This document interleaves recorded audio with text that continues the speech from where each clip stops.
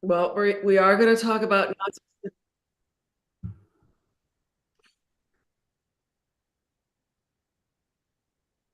Okay, let's see if I can circumvent. Hold on one second. I have to, we may be live and we probably are, but I need to get onto this YouTube channel to see because they're blocking me in this one area. Just one second here.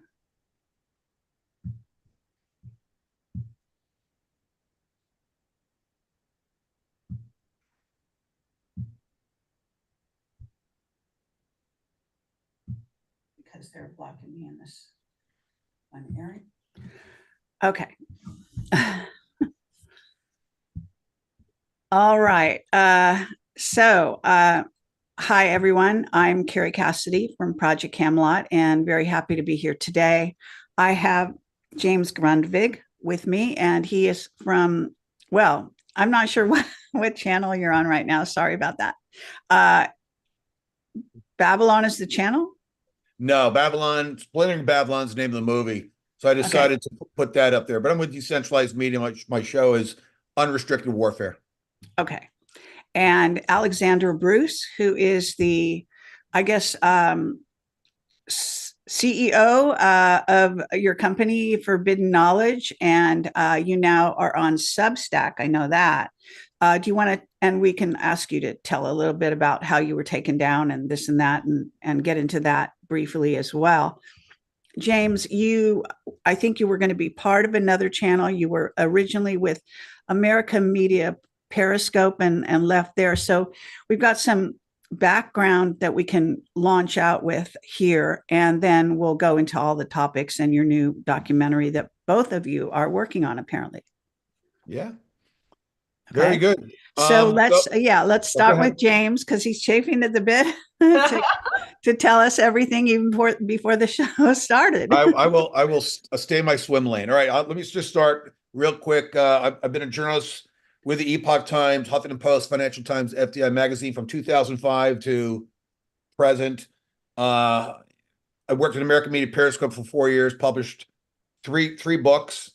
One on the international fraud of the CDC. We're trying to erase the autism and vaccine signals. So there's no correlation, but we know that's coming out now. And also a fake Van Gogh, an old forgery that's hanging at the Metropolitan Museum that's not real. That is a old forgery from 1901. So those are the books that really honed my skills to become a really good investigative journalist. And when COVID happened, I knew the playbook. I knew Fauci for 10 years before. I knew Dr. Judy Mikovits and Dr. Sherry Tennypenny for years.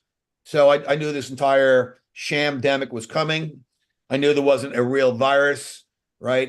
They played pantomime, and the more they forced masks on us and separation, the more science died. Science literally died day in, day and out.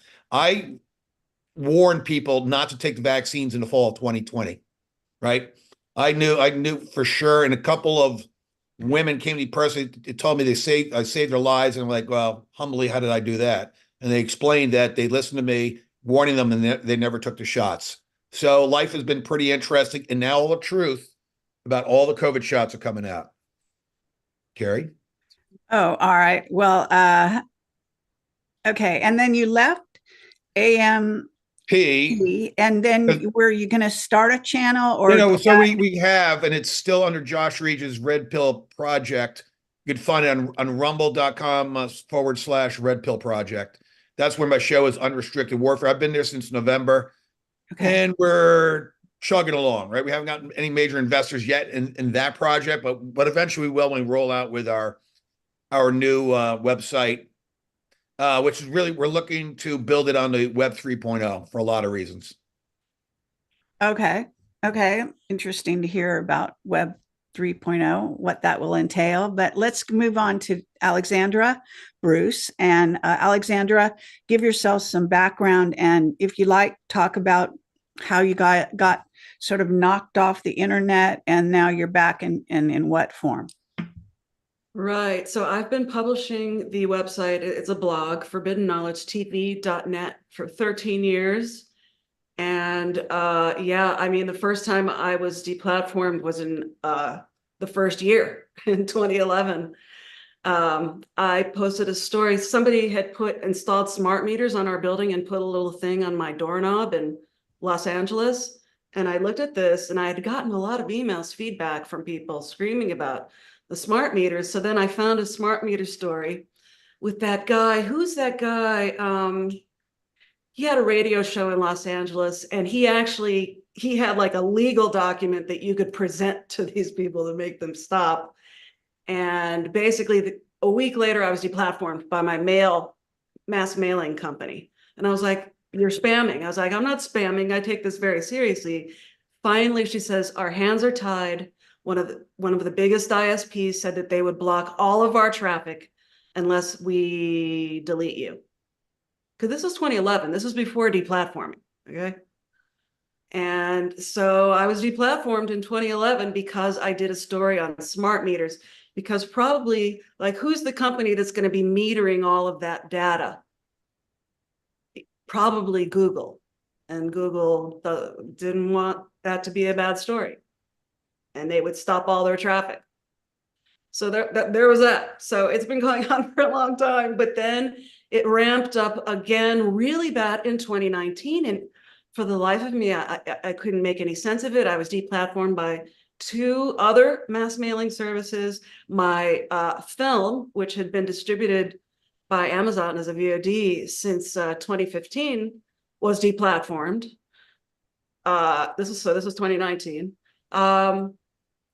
It was just like the deplatforming started, and I had no idea what was happening, except for what it was COVID was on the horizon and they were getting ready for it, because the movie was about grounding, earthing. And they claimed that it was non-medical information, even though it's 26 MDs in the film being interviewed. So, and the book is still available. So I don't know, maybe it was a little bit personal. There's an aspect, so then of course I was deplatformed on the day, the deplatforming, right? When everyone was, I guess around January 6th, but I think it was January 8th, from Twitter. I was also deplatformed by Facebook for putting up a text image. It was just an image that had text on it that said, "The more times you tell a lie, it becomes the truth," which was a Goebbels quote, but it didn't say Goebbels.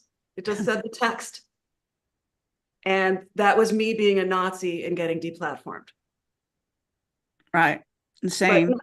Well, maybe fast forward just for the sake of the show today. If you could sounds like you've got quite a saga there, but, and I do too. So I totally understand. It's fun to tell everything, but if you can fast forward to a little more recently, because you had quite a bit of deplatforming, if you want to call it, very recently, right? In the last, 6 months or so, right? Well, only being fired from AMP at the same time that James was. Okay, I thought, okay, maybe I got it wrong, but I thought your entire website was somehow. Last night, for some reason, my whole website was having problems. This is, well, last night. Our mutual contact. Data center. Alexandra, you switched email services. Oh, right. I had then you went, and then you went to Substack. So tell that story.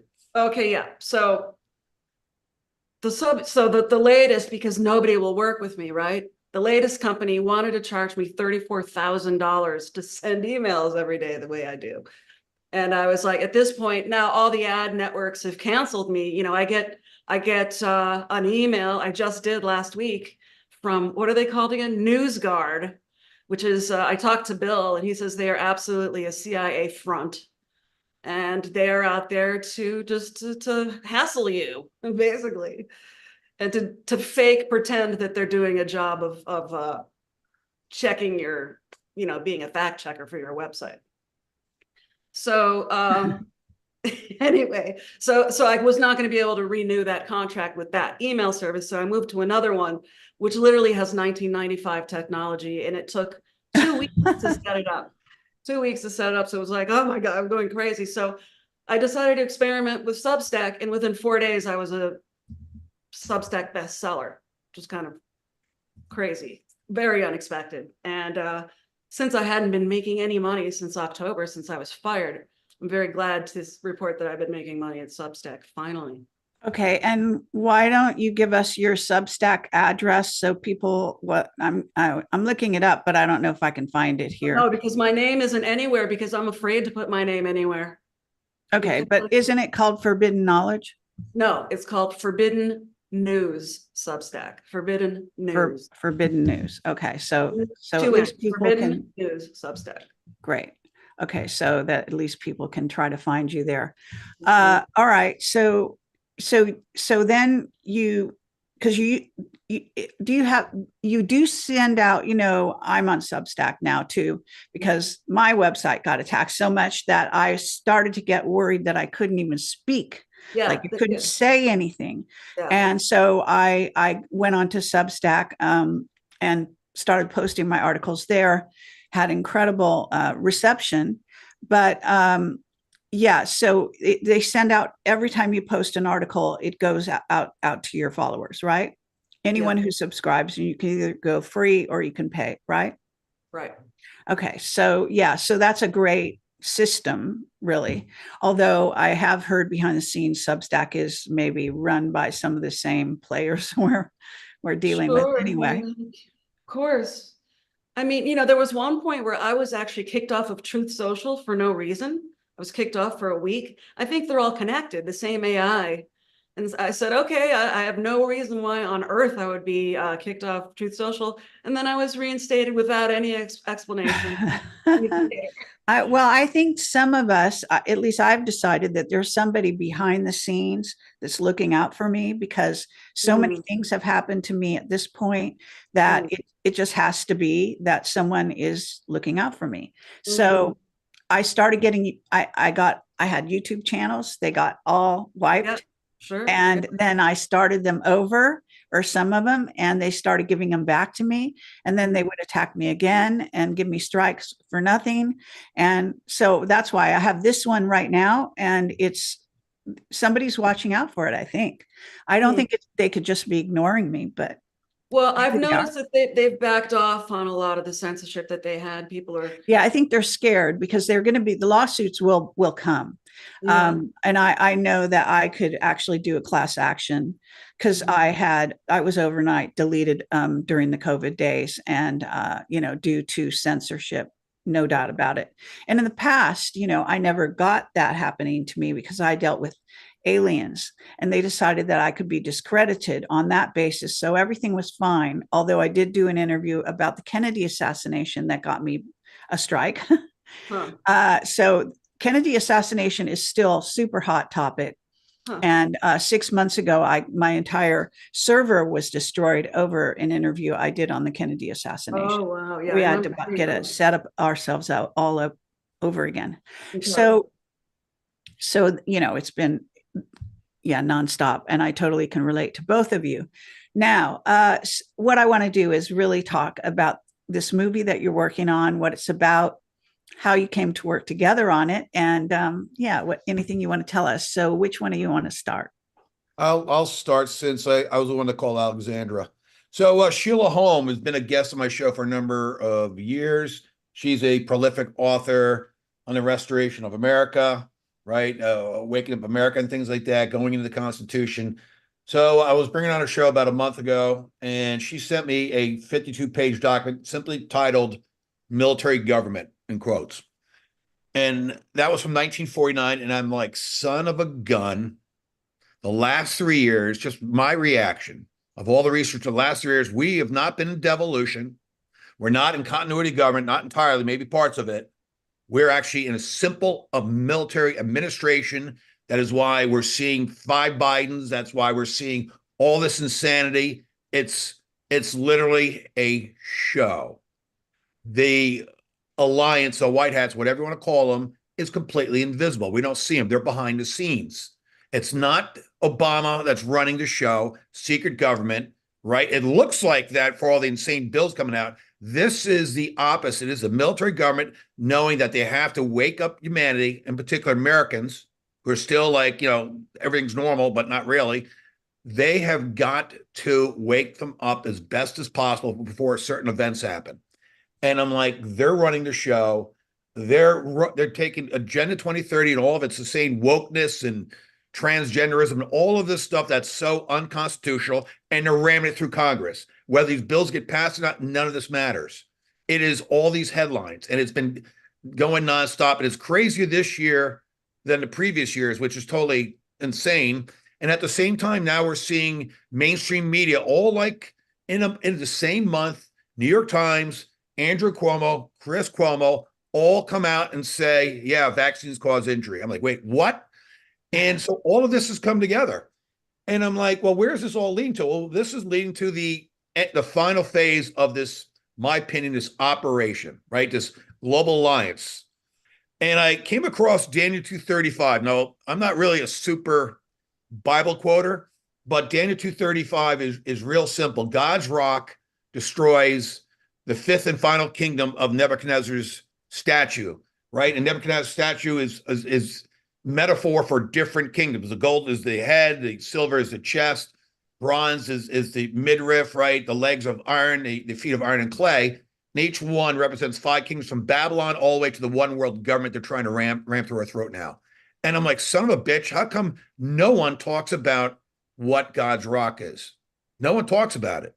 If the materials of the gold, silver, bronze, and so on and so forth represent a metaphor, then the rock has to be a metaphor. So what is that metaphor?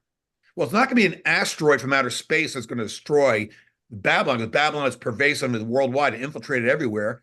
What's it going to be? It's going to be God's law.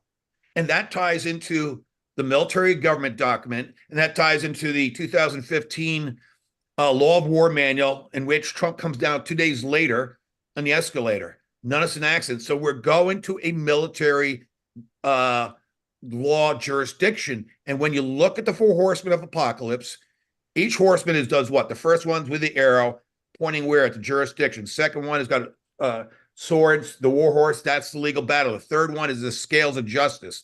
That should be crystal clear to everybody that it is some kind of justice and law coming.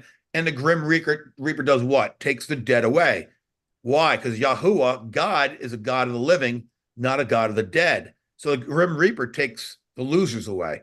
We're literally going into this final battle. So I believe the military administration is the bridge out of Babylon, going to a military tribunal to do what? To reinstall the original Constitution of the United States with no changes at all.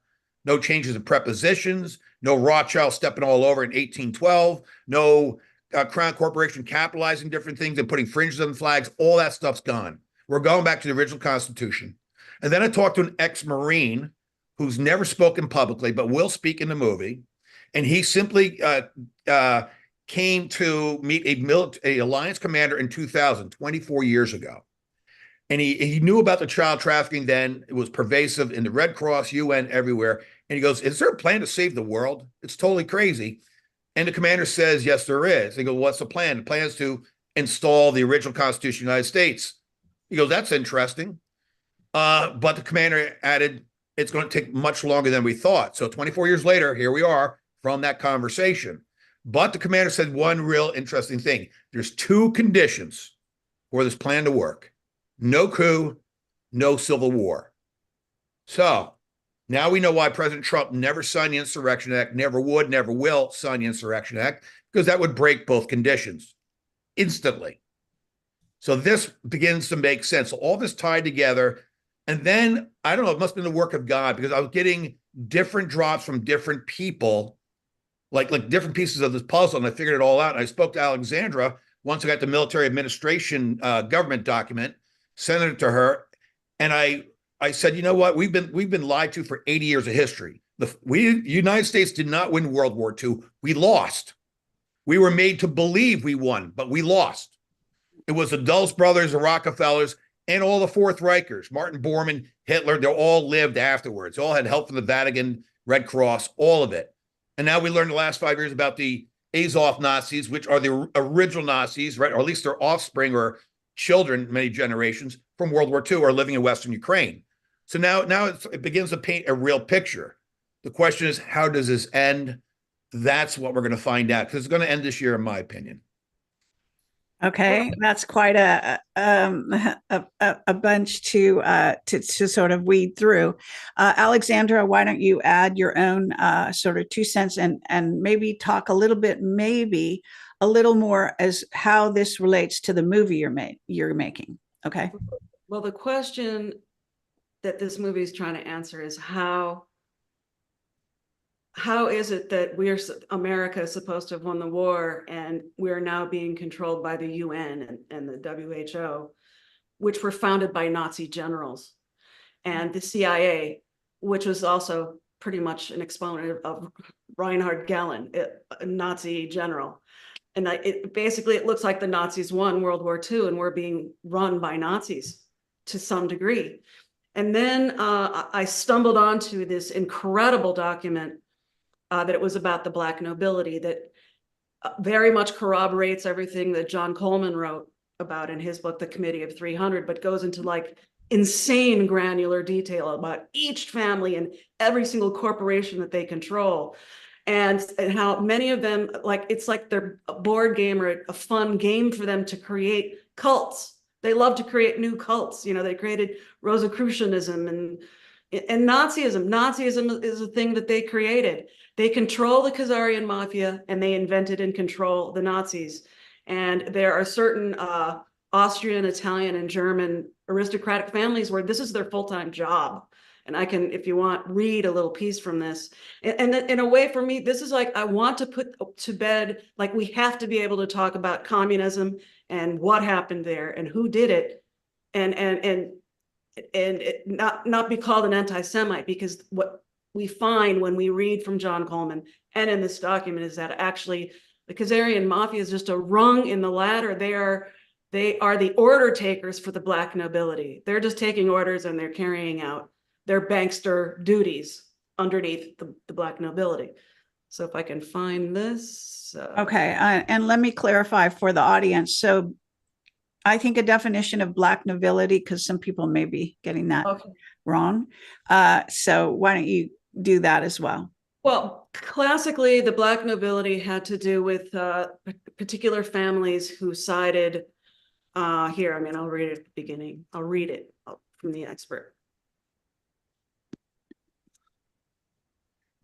And you can share your screen if I can. Okay, great. that might help. So I'll just share screen.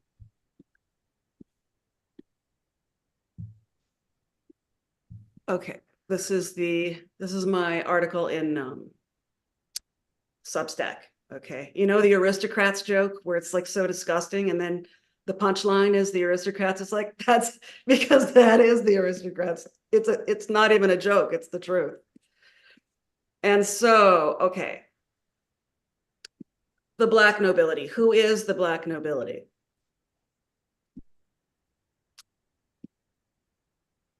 Yeah, it's them. This is them. It's like the richest aristocrats in Europe. Like, that's Francesco Ruspoli, okay? And this is Louis Alphonse de Bourbon. And this is Edgardo Osorio, okay? And all of these families control various Latin American drug cartels on the southern border, okay? This is not who you think of when you think of the southern border, but that's actually who's controlling them, okay? And that's not talked about, and that needs to be talked about. It needs to become worldwide news, okay? And you know the woman Jan Halper Hayes, you know, she was on with, she came out, of course.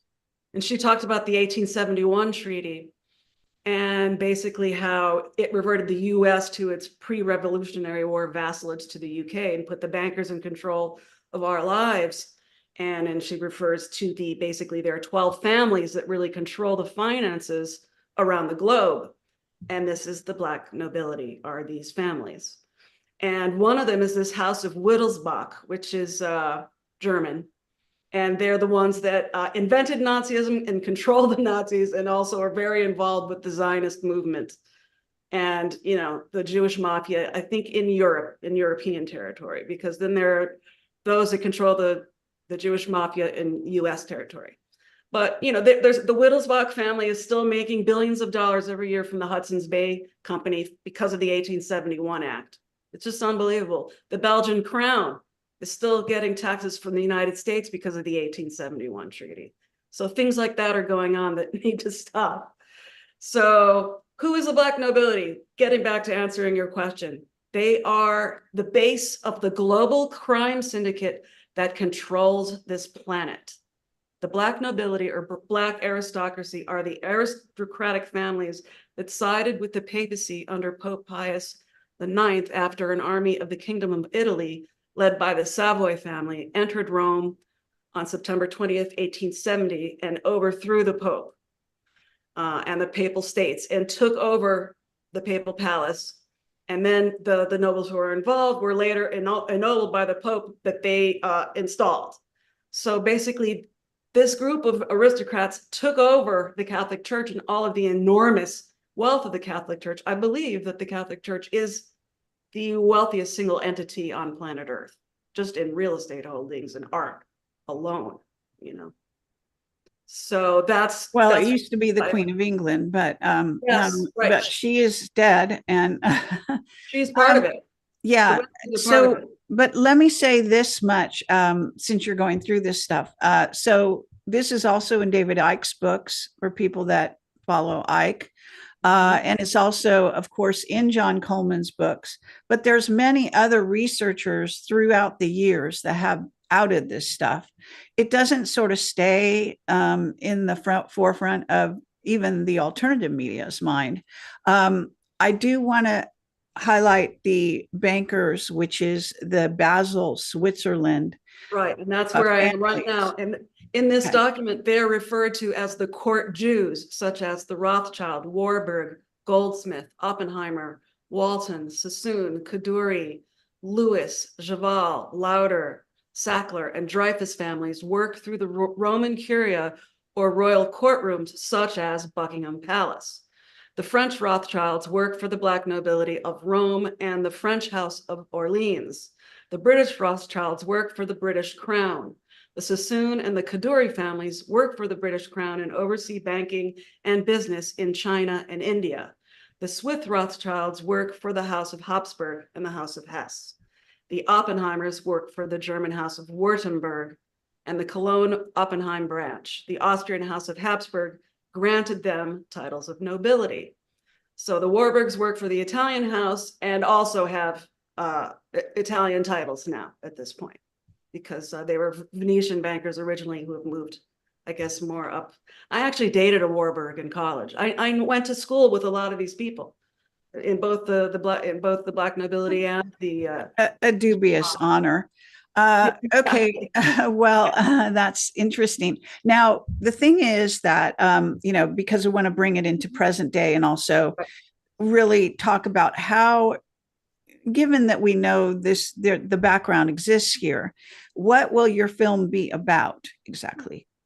For people that, I mean, and when is it coming out, that sort of thing? All right. So it's probably about a month away. We got a few more interviews left to do. Okay. Then it's post-production from there, and that can take time. What's interesting, there's 3 acts.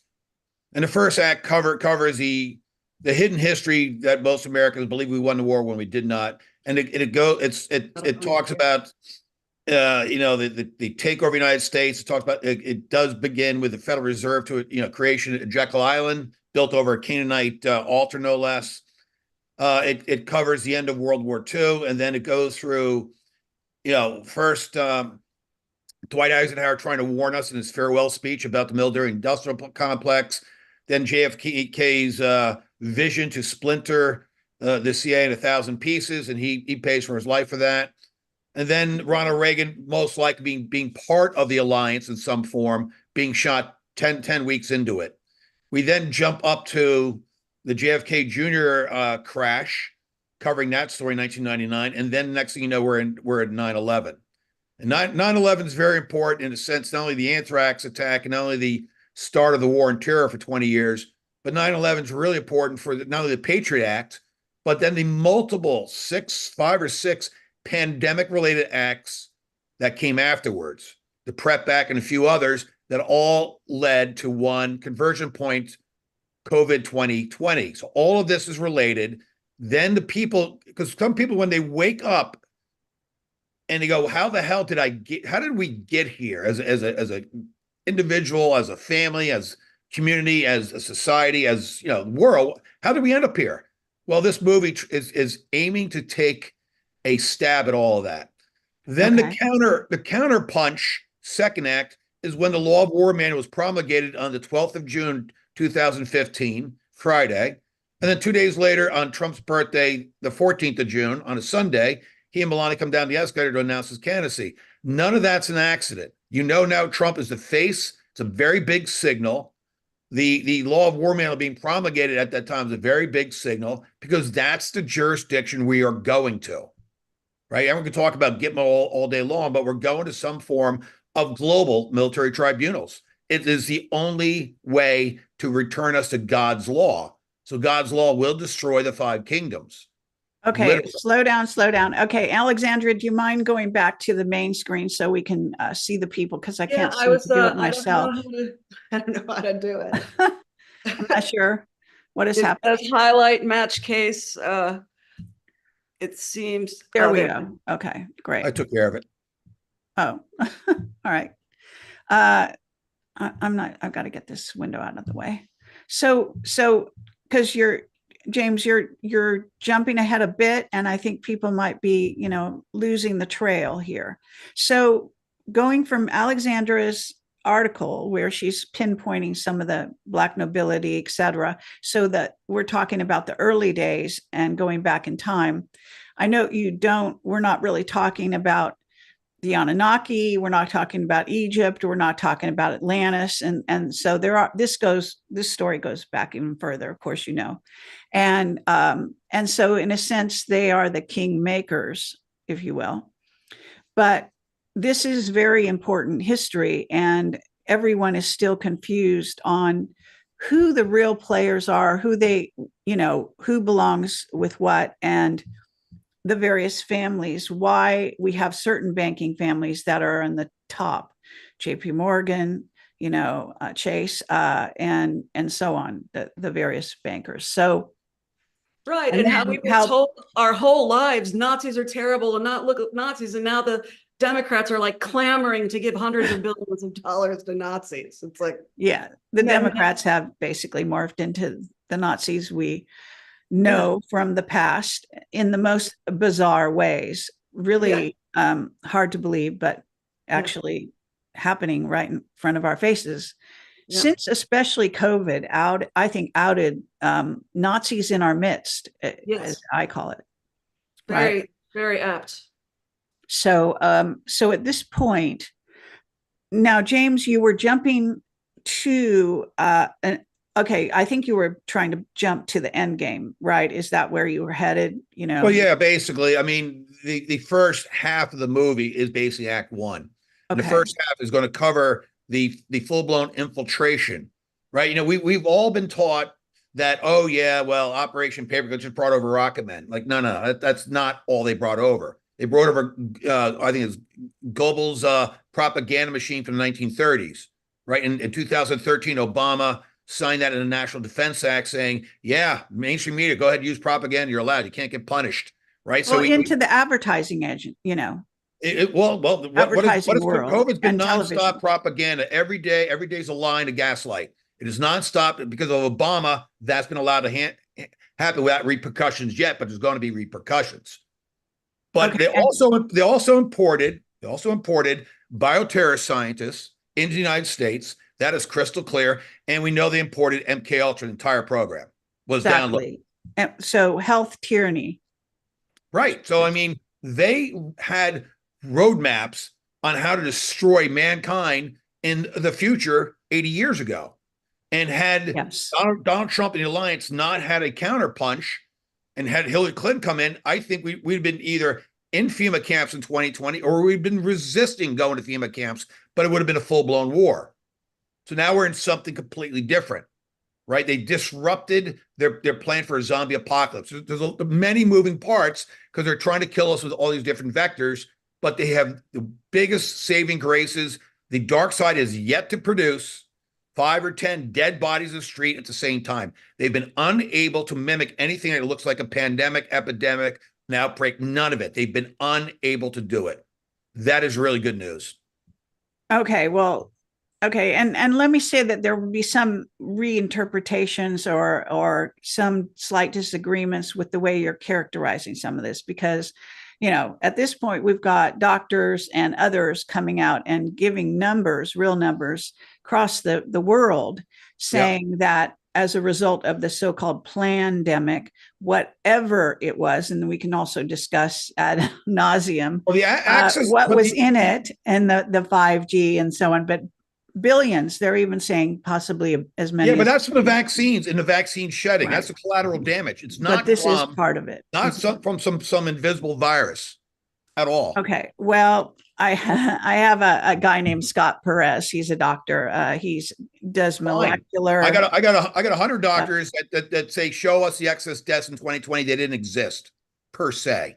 There was right, but I'm talking about all the numbers exploded. And I have Robert. We all know of Robert Young's work. Edward Dowd, right, going through insurance actuaries, right, getting. But there is also some, according to Cyrus Parsa, who's actually gone to ground, as we call it in this world that we're in, and he's no longer out in the public, and he got attacked viciously for coming out and talking about the gray ET communication through AI with our scientists at or arguably Fort Detrick, because it's actually started in the United States and was created there and went to Ukraine and so, as we all know.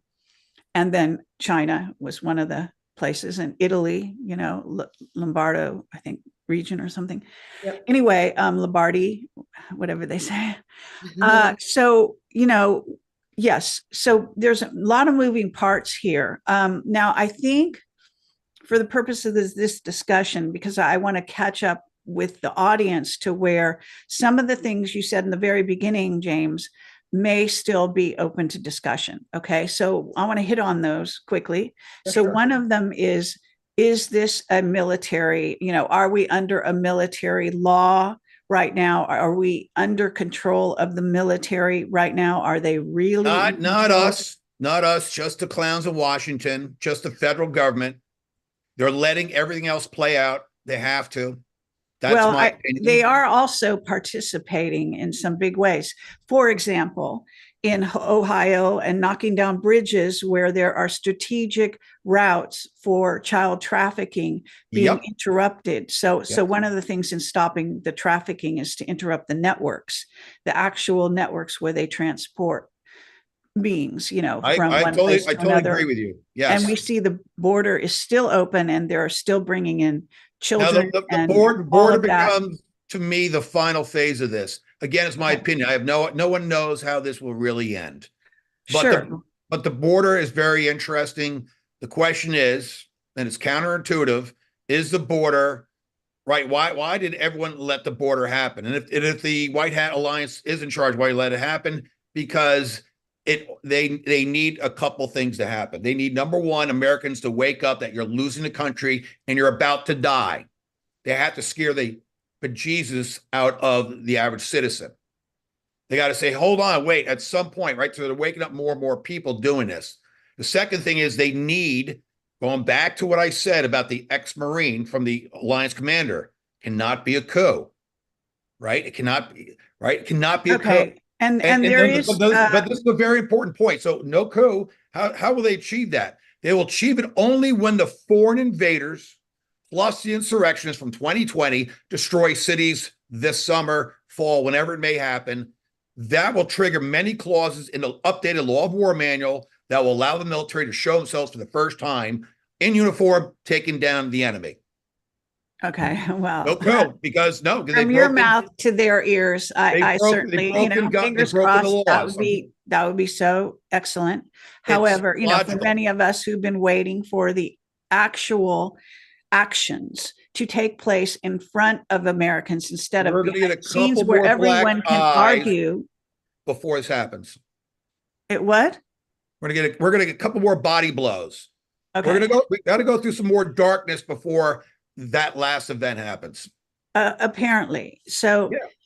okay, so this is what your actual movie is about. So in a sense, you're actually documenting in a movie some of the history that's gone into this, right?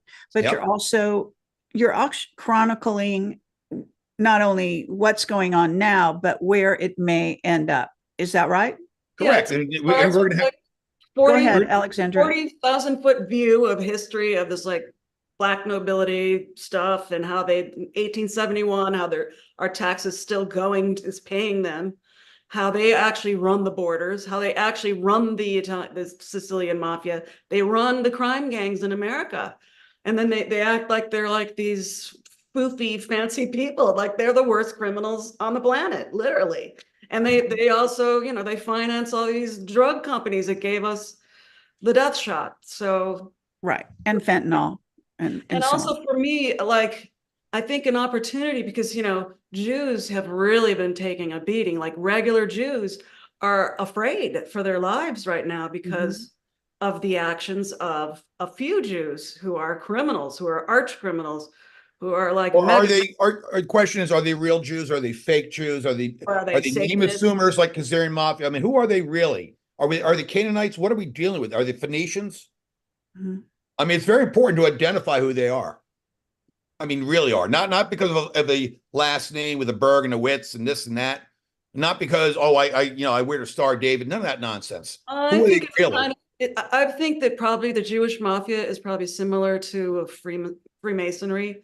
You get tapped, and Well, and like, okay, because like for I haven't example, completely, I go much further than this, obviously, and there's a video that I just put on it was on Twitter this morning, and I put it on my Telegram, and it's David Icke back in I think 2010, trying to Yep. outline who are the real Jews and who, and finding that they are the victims of what he calls the Rothschild, uh, yes, you know, what does he call it? I Rothschild, yeah, not mafia, but whatever. And mhm, so we're looking at, I guess, Zionists, Rothschild Zionists is how he's putting it. But there's also a lot going on behind the scenes, having to do with off-planet races and also specifically bloodlines. And bloodlines are a whole nother part of this ball game, which is very crucial. And some of that is still fairly unknown because no one wants to acknowledge the reptilian part of this.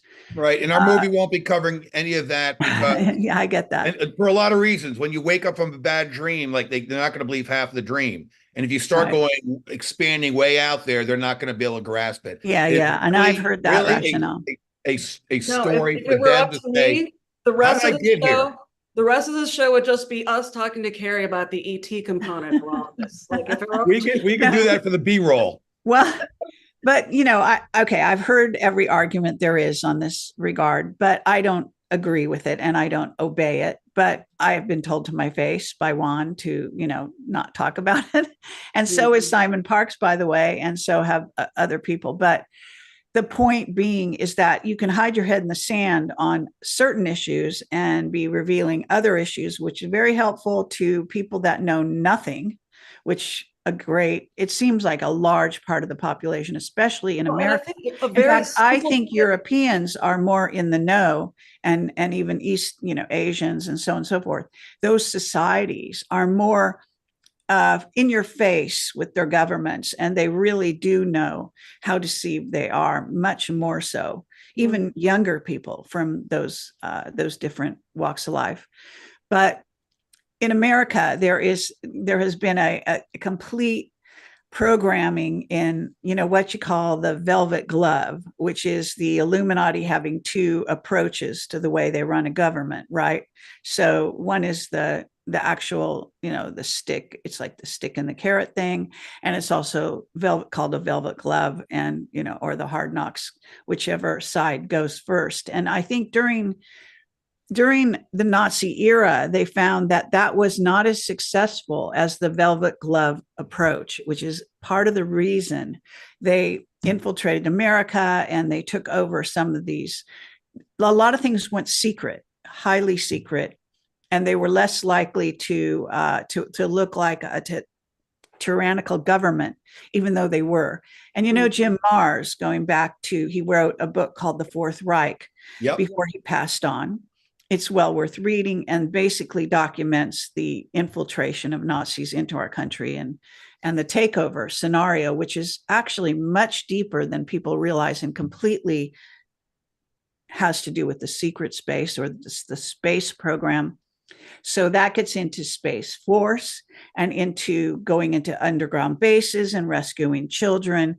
And again, the stuff on the surface having to do with child and human trafficking being like the number one problem, going beyond guns and drugs and so on, with illegal enterprises. So, but I see where you're going with your movie. Right, I think, sorry? Human trafficking is the most profitable. Yes. So I see where you're going with your movie. I want to make sure that our audience does, because, this is in part to garner some interest in the outcome of, when your movie is put out, right? Mm-hmm. Mm-hmm. Okay. Right. So the third act, going back to that, is, yes, I see it as there's 3 possible paths, but only one outcome. Only one outcome is going to happen. So what's one of the paths? One of the paths is hell. It is the Agenda 2030 plan eventually coming to fruition, and we go to transhumanism and the depopulist. That is an actual, that's one major threat on us. The next one is purgatory. What do I mean by that? Well, the status quo somehow stays in power. Trump is removed, MAGA is removed, and we go to the decline of America over the next 15 or 20 years. That's purgatory. Or we win. How do we win? Well, maybe the open borders is the third sting operation used to trap the enemy and put them to bed once and for all. And for all those who help with the illegal invaders, right, the foreign invaders, they will go down through what? Military justice, right? That's the end game if God wins. So there's only 3 paths. Which one comes, we will find out. Okay, so tribunals being something that is much discussed. Some people say they're definitely happening even right now. Mm-hmm. Some say, a lot of things that are going on behind the scenes. For example, even SGAnon states Hillary is dead, that Yep. Trump watched her hang. Yep. So we have, out here in the alternative, we have so many scenarios that are bandied about, and some people agreeing and some disagreeing, and so on and so forth. So how are you going to handle all that? Because that's a can of worms. We're going to present the 3 paths. We're going to present, how do you know we're not losing? Because, well, we're not in a FEMA camp, which was the path to hell, right? Purgatory still can, all 3 of these can still happen somehow, right? Well, actually, I would say of the 3 you're talking about, purgatory sounds like where we are. Purgatory is where we are. But it could go on unless something changes, right? Unless humanity, we get worse. 4.5 years into COVID, we know humanity's not going to wake up on its own. They actually need help. They need a lot of help. They need a financial crash in which no one has access to the money. They need a communication blackout where you have no internet for a week, right? They need a nuclear showdown, a scare event to shock us all awake. Something that's 1,000 times bigger than 9/11. If everyone remembers where you were on 9/11, this event will be much more massive, much more shocking, right? And however they do it. But we're heading towards this. And of course, there's always the question mark on the vaccines. At what point is there so many dying with myocarditis, turbo cancers, that it becomes a tipping point and humanity wakes up on its own, right? These are all wild cards. We don't know, but these things would actually shock awake humanity. We don't want to die. You're offered death or change your life. Change your life becomes most of the answers, right? The majority. And then how does that happen? We unite, right? We drop all of the political bullshit. You're no longer Antifa and Christian conservative. Just throw all that out the door. We all come together, humanity, to save the world, to save us, to save our lives, and we go forward. Yeah, and we're in a race against time to get to that point. Correct. Okay, so at the moment we're hearing about a black swan event. Is that factoring into your analysis? Yes. We're going to present the three possible paths. We might lean towards one or the other, but at the end of the day, it's up to the audience to like, I believe in this one, I believe in that one. So we're not going to be super definitive because, again, no one knows. We're projecting something forward. So here are the three paths. Here are three possible outcomes. Which one do you like? Which one do you want to be part of? Yeah, what do you want to work towards? I Yeah, heard something exactly. interesting. Jim Willey claims he thinks that the Exchange Stabilization Fund is being used to keep us from crashing. We would have been crashed already if it weren't for it. The ESV, ESF rather. So Okay. who's keeping that Now, alive? that's an interesting discussion because since we have a mutual friend who's an expert in the finance area, Alexandra, who constantly talks about whoever handles, is in charge of the right to issue, as he calls it, of money, and that's where the power resides, and that they will not relinquish control of that. And therefore, that puts the white hats in a very sort of speculative place when it comes to the future. And once Trump, if he indeed does get into power, so to speak, and formally, because technically he's the CIC and the president even now, Biden is a Biden show. Biden is actually dead. He's played by actors. I mean, these are things that we take for granted, I believe. And most of my viewers do as well. But there are the people that don't know this and think that it's just, it's really Biden. So there's this issue, the right to issue, again, with what is going on with the big families, which you started with, the Black nobility, call them that, the Basel in Switzerland families, where Schwab comes from, and Schwab technically, according to the real police chief, is dead. Pascal Najati is saying he's dead, and his father worked with him, so he definitely may know what he's talking about in that regard. Or not. I mean, I'm wondering about that guy. He seems a little off. Well, there is some things that he's saying that are good, and some things, again, it's difficult to hit every note the right way for the audience, and even for us who are discerning and Right. have done our own research. The right? problem I got with Pascal is he's vaccinated, 3 vaccines, in fact. I got a problem with that. Sorry. Yeah, I gone in the dark it kingdom, you shows got a in the lack of pharmacia, awareness at and he Yeah. seems a little narcissistic, just to be honest, and my feeling. And I'm like, all right, how much of Pascal's information am I going to trust? All of it? No, absolutely not. Some of it, maybe. So you have to go through Okay, it. and there's another very controversy. I sent you guys an email because there's a person on Twitter. I think it's okay to bring this up. I don't Sure. know, people, controversy, but still, there Right. are people out there. This person's called Ariel. I actually don't know I know nothing really about that person. He's been pretty He's quoted a basic. lot. Okay, but let me just finish.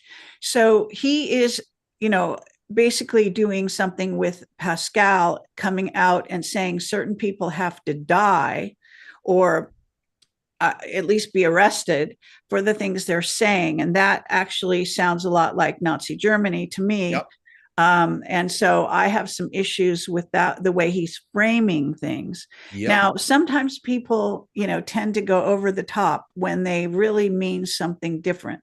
So, and I'm trying to get an interview with him, but I have not been successful. They probably don't want to be cross-examined by me. That's true of a lot of people. Mhm. So I don't know if I'll ever get one. But the issue is here that we have to talk about as Americans is that if our American system goes by the wayside, and even during this time when you think we're under some kind of military rule, or at least you're saying Washington, D.C. is, which gets you out of the issue. But the bottom line is how much control is control, and how much is tyranny just in another name and another suit, because we really have to look at the situation. Now, going way back in time, and all of us know 107, we know he's been saying the military is the only way. Certainly, certain other people like Derek Johnson would say the same thing. Pascal appears to be saying more or less that same thing.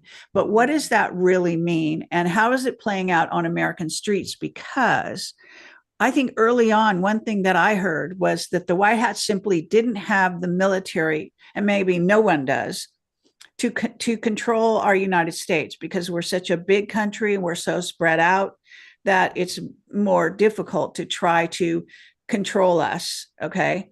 And we have guns. Okay. And so we're not going to go along with something that we're not going to go along with, basically.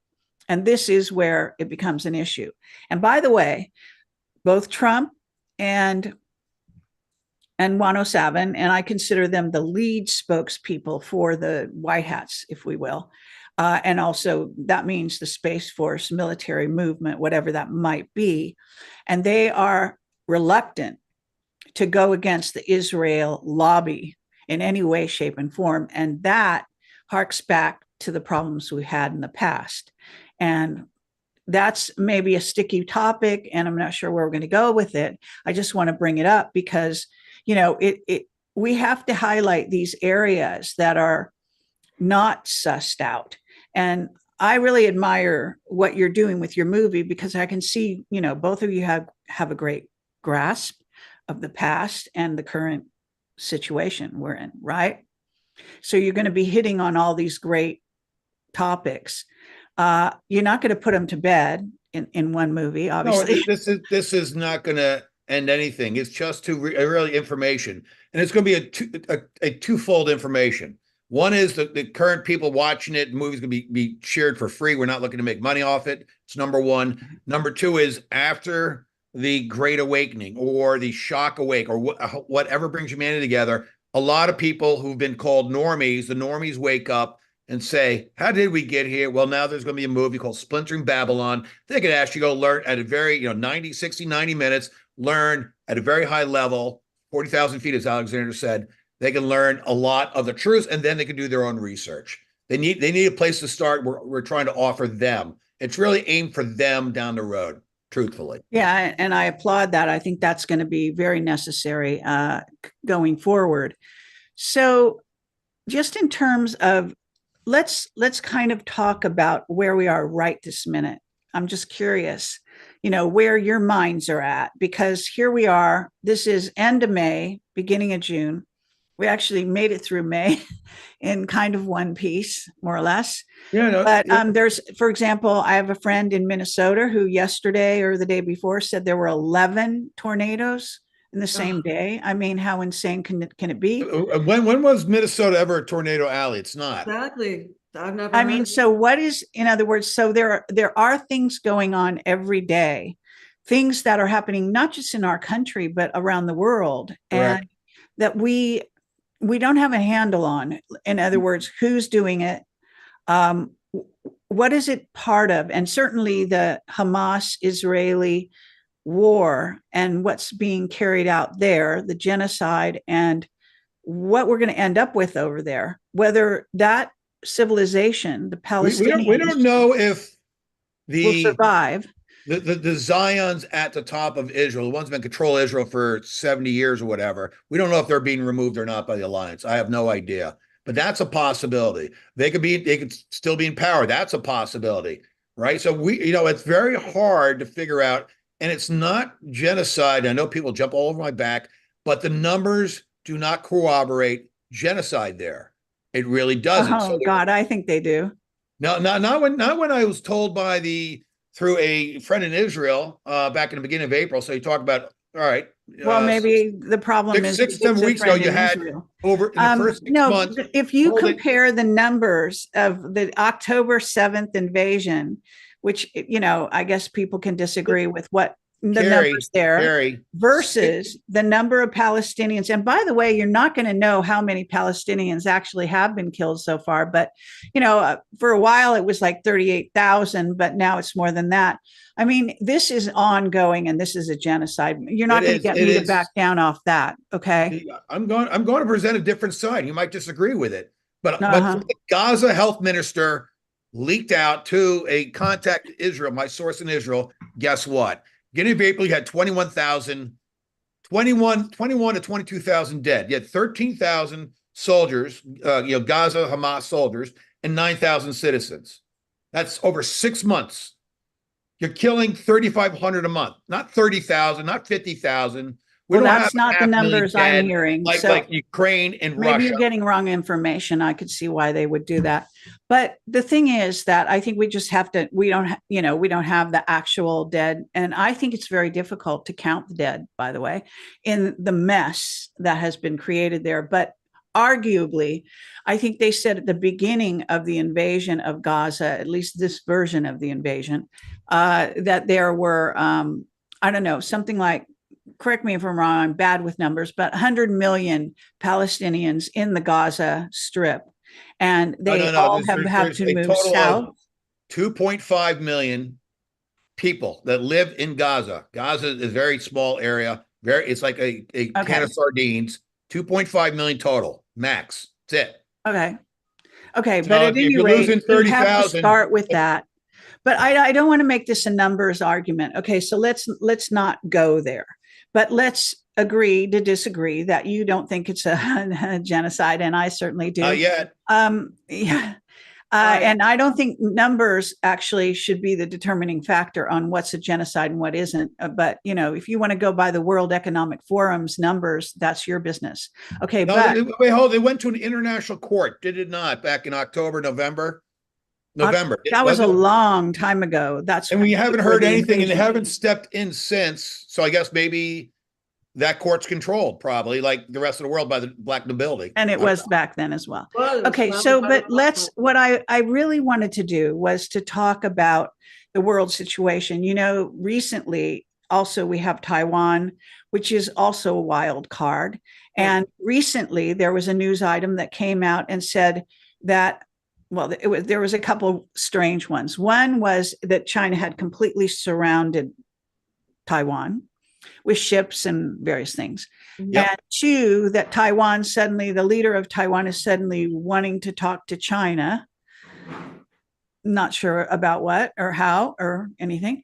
And we have a situation over there. We've also got one in Japan talking about this black swan that's coming, somehow placing the blame, whatever you want to call it. It's not the blame. Coming out of Japan. Well, that is going to hit especially the West Coast of America. I'll give you a chance. Don't worry, James, to talk. I'm just describing the playing field just loosely right now so that we can dive back in here. And I'm going to get both of you to reply. Okay. So, and then we've got Ukraine war still seemingly having been done and now escalating again, which is really insane. And there's other things that Russia is also involved in doing, like I think going into a few other countries in the area, like Belarus. And so, there's a lot of wild cards going on here, to say nothing of Iran and Israel and how Israel bombed the embassy, what is in essence the consulate in Greece. And so on. And this escalated the so-called war between them. And then the Ben Gurion piece of land that is part of the motivation, even in the Arab world, for wanting to get Gaza and the Palestinians out of the way.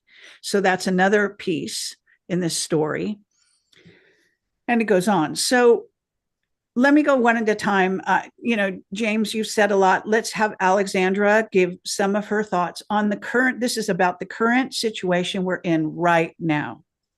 Yeah, I think we're going to see a lot more use of these exotic weather weapons. It's all HARP and tectonic weapons. A lot of it in that Black Nobility document, it shows you who's in control of CERN. CERN is in control of the ice cube machine thing in Antarctica that is the earthquake weapon of that Eric Hecker, the whistleblower, came out and he said, that's the thing that's making these massive earthquakes. It is like the most powerful earthquake weapon. It's owned by CERN. It's owned by certain families of the Black nobility. If you want to know their names, I'll go into that document. I'll let you know their names. So it's like that. This new directed energy weaponry that has been kept under wraps is starting to come out now. I think a lot of these tornadoes are part of that. Okay, we're having a crazy tornado season. Yes, we have tornadoes, but not like that, not however many in Minnesota. That's crazy. And then how about that insane fire where New York City turned orange? That has never, ever happened in the history of New York. Okay, that was theater. That was all harped, winds blown, fire set to create that, theater. Right. But overall, wouldn't you say that this is part of taking down the infrastructure of America? So there seems to be across the board destruction, that's what we're seeing. And whether that's going to be, facilitating an agenda, even of the white hats, is that a good thing? Destruction. Yeah, sure. Wake up people. But how much do you destroy before they're all dead? I mean, we have to, see if there's some kind of intelligent limit. Okay. Is there any other world stage thing at the time that has your particular attention?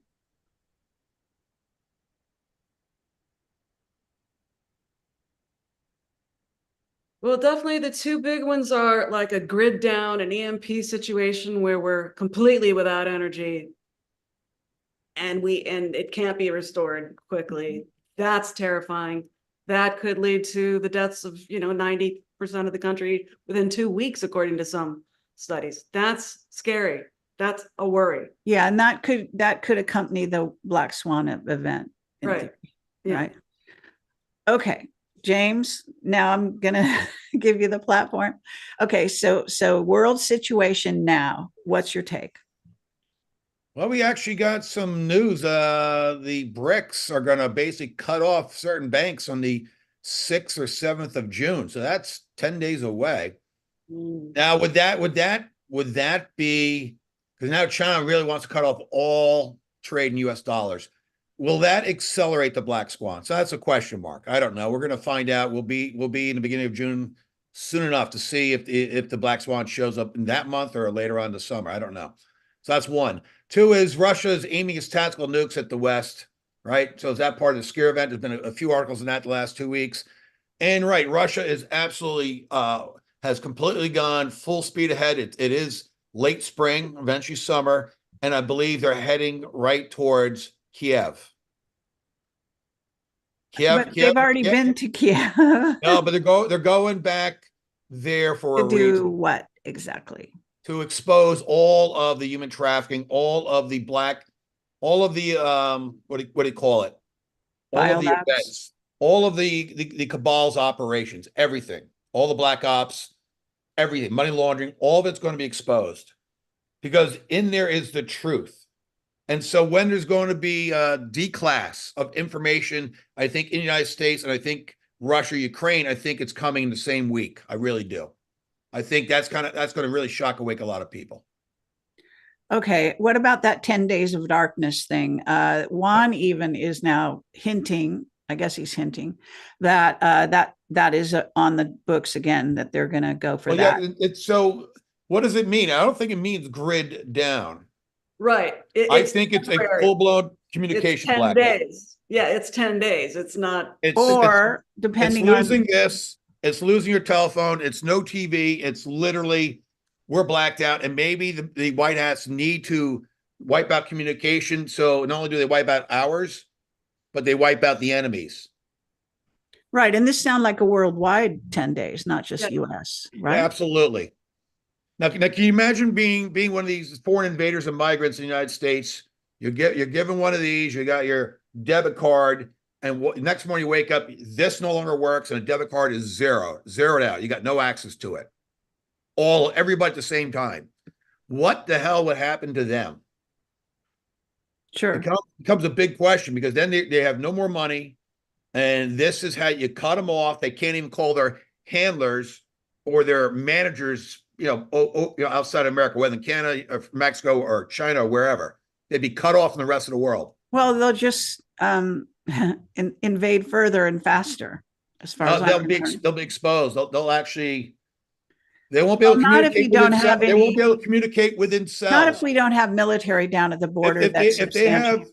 if they have certain cells trying to coordinate a certain attack, they will not be able to communicate with each other. Think about that. Perhaps. The orchestration goes out the window. They're on their It own. depends. I'm not saying One they're of the not things, dangerous, well, but I they're mean, not coordinated. but they could be, it doesn't take a rocket scientist to know. They listen to the news too. They listen to But if the whatever. news is we're cut off, listening to. Carrie, No, I'm news, talking no about TV, what no they're going to radio, nothing, anticipate. zero. You What do they do, have smoke signals? rebels and they have rebel cells. By the way, even during 9/11, there are Muslim cells all over the United States. They have ways to communicate with each other. They have anticipated interruption in those paths of communication. That's all I'm It's a full-blown saying. blackout. They may have a plan for that, and the plan might not go in our honor, in our direction in a positive way. I live in California.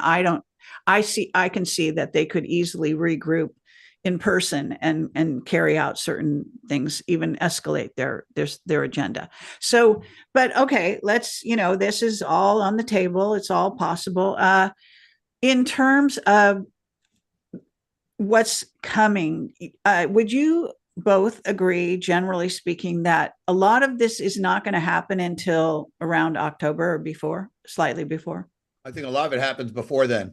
You think this summer these things are Yeah, gonna... pretty much. I think the riots come back this summer. I mean, summer is always the summer of love, the color Sure. revolution, right? The riots, I think they've returned. Also, something needs to be the excuse to switch Biden out for whoever. Right, but I got a feeling that's going to happen closer to the actual election, because otherwise, I don't it's like think there's an Juan election says the coming. election's going to be delayed. I know he said that for years now, actually. Postpone the next spring. I don't see it happening this year at all. Oh, really? But I'm also seeing other things, like, for example, remote viewers who are seeing the election is going to take place, and the blowback from that's going to be insane. So I'm not so sure it's going to be delayed. I think they're going to do something to try to delay it. There's no doubt about that. Now, this is the way I think about it. If you're going to do something to delay the election, you have to do it fairly close to the election. Otherwise, it could be cleaned up by, to allow the election to go forward. So you're going to have to strategically position it in such a way so that tends towards October, being so that it will derail the system for long enough to get it postponed, if that's the objective. Now, I don't know if it is. What about this Black Swan event, 10 Days of Darkness? Are you guys thinking, and you can weigh in individually if you like, this is going to be something that happens in June or July, or do you have a month, or what are your thoughts? So Alexandra first, go. My sense from listening to that, it sounded very soon. It could be as soon as June. It certainly did. Go ahead. I'm agreeing. It could be as soon as June. Mhm. I think these markets are artificially, on life support, right? The financial markets. Yeah. Right. It's all fiction, and it's only a matter of time. Okay, then I got another question for you. If it was going to happen in June, and okay, are you thinking that it's going to be part of an EMP? Is that going to be part of it? Or is this simply going to be a human action, clear cut, having to do with the banks, the financial sector, et cetera, and then maybe coupled with 10 Days of Darkness? Or how are you seeing the scenario? The way Juan presented it, it sounded like it was very much under the control of the White Hats. Okay. The 10-day of darkness scenario, that is a White Hat operation. Well, that part, but I'm talking about the financial thing. The financial reset that would come after that, or the financial black swan. Yeah, before or after, in other words, we're talking Black Swan, then 10 Days of Darkness. I mean, because these are like dominoes, right? The one goes, then the next one goes, the next one goes. But the order is a little bit, hazy, at least in my mind, and I think the mind of most people, because we're getting we have been having threats about the financial black swan, crash. This has been going on in Camelot. Why I've been watching this for years. So I have so many people, some of whom are fairly high level financial people, that don't even believe it. They don't go along with that. Yeah, they don't see it, which is fine. Now I got something. So what if it's not man-made? But technically it is man-made, but not directly. What if it's AI that causes the financial black swan? What if AI does something and eventually that's found out later, but it begins the domino effect and destroys markets and burn it all up? Sure. Wouldn't that be interesting for people to ponder afterwards? SGN in his most recent, in his number 75 audio that just came out yesterday, he said that the end of the SWIFT system, which is I think what we're really talking about, Bank of International Settlements and SWIFT. The SWIFT system is the way that money is that the dollar is transferred in this world. And he thinks that it's the war in Asia, the war in Taiwan that's going to spread to Korea. Korea will be reunified, but basically all of the US assets that are located in Asia right now are going to be tied up. And as a result of that, that's what's going to cause the black swan of the US dollar. That's what he says. Okay, possible. Possible. I have to say that there's reason. Well, I have some top. I call them like Illuminati defector types. They tend to, at this time, they're playing both sides of the game but they report to me for a reason. You could say, well, they're giving me disinfo, or you could say they're giving me good info. But I can tell you that they do not. I mean, they might say, and this might be said, that the SWIFT system has already been replaced. This is a done deal. And that what we're talking about might be it becoming knowledge of, I guess, in the mainstream or something, that some of these things happened in the banks already. Some of us might have been hearing this, because I have been hearing this, okay, that the banks are already ready for this switchover. It's just the people that have no clue. Right. And that are being so scared. How that plays out when, and then there's this discussion about whether your money will be safeguarded. Some people say yes, and some people say no. And, then you get into this whole Nassar Jassara nonsense, in my opinion, but, some former faction like that. Any more thoughts on those scores? I am not a Nassar Jassara person, but I'll just say that Jim Willie, who's a hard ass, but he says this is what's happening is very bizarre. I suspect that the Exchange Stabilization Fund is being used to keep us afloat, and that there's probably $30 trillion in there. So we have maybe a year of this or something to not collapse the dollar. Okay, I have a source, very high level, who says that's not even an issue, that the United States has been given funds and will be reign supreme, and the dollar is not going anywhere. Correct. That's what I'm being told. Yeah, that's basically the Exchange Stabilization Fund narrative too. But this is way beyond the few trillion. So I'm looking at the dollar that we have, which is basically a debt note, being completely replaced by new currency, still a US dollar, right? But it's just now backed by gold system.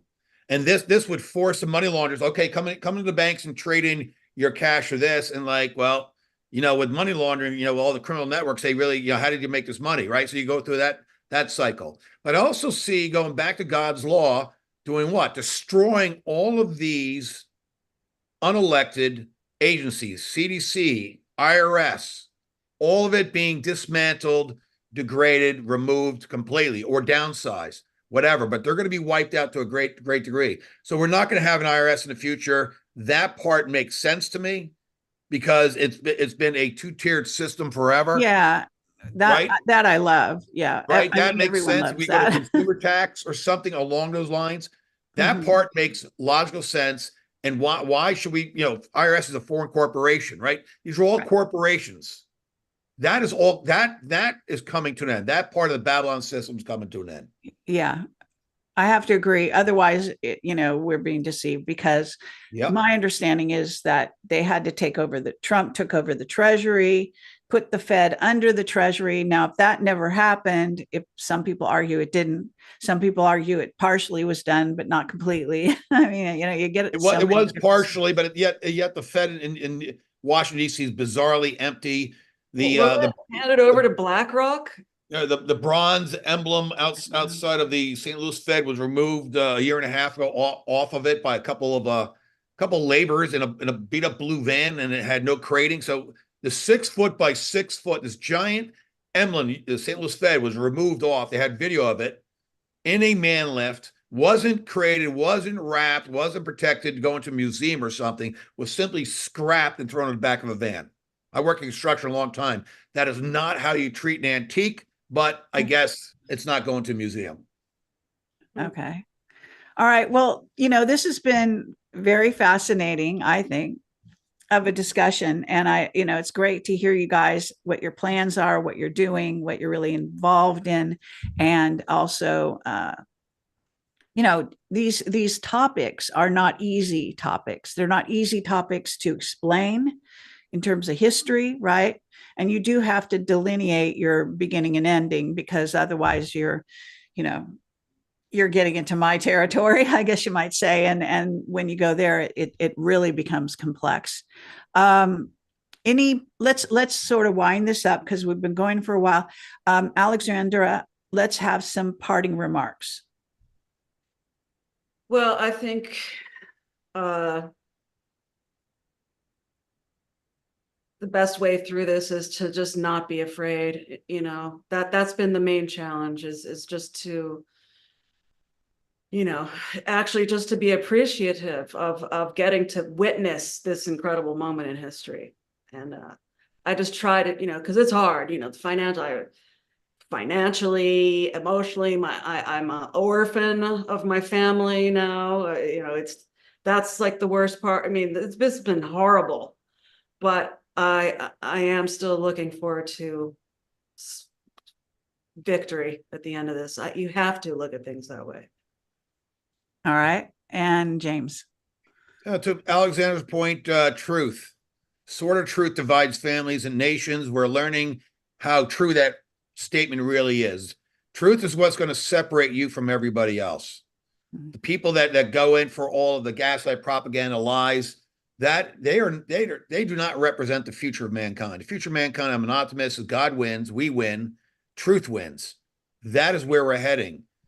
And if you ought to the audience, if you want to support what Alexandra are doing as far as hiring some post-production, go to splinteringBabylon.com. There is a donate tab. There's some rewards there for you. So take a look, please. We have a full synopsis of our story on a separate tab, and we have a AI generated promo reel. It is not the trailer. There it is. Okay, so this is your website, and people can find the movie Splintering Babylon. And the website, is it called splinteringbabylon.com? Correct. Okay, great. Okay, so we've got that there, and let me stop that. All right, well, it's been great to have both of you on the show. Thank you, I hope Carrie. you got to say everything you want to say, and everything is clear in hindsight. I think we are in a situation where, in order to look out for yourself and your family, you do have to be something of a precog. Evidence is that humans do have this trait. We somehow plan for the future even when we don't know it.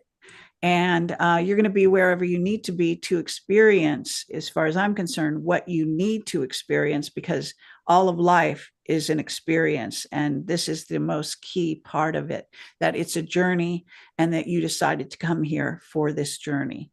So, good luck with everyone, and take care. And let's reconvene at some point when your movie is out, and maybe we can talk about the reception, etc. Great. Thank you, Carrie. Thank you, Okay. Karen. Great to see Take you. care. Okay. Bye-bye. Bye. All righty.